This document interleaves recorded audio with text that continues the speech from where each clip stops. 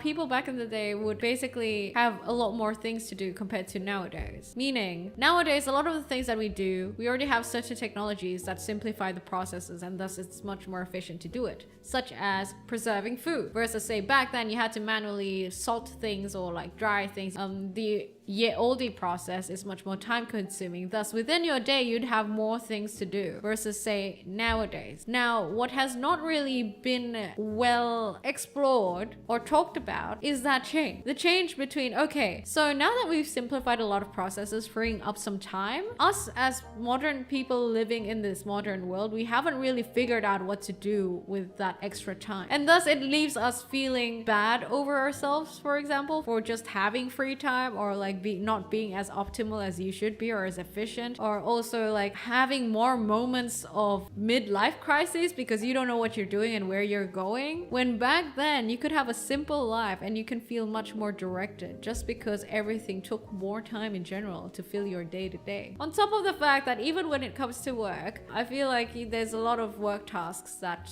simplified, right? Meaning you'd also have more free time at work. There's also that.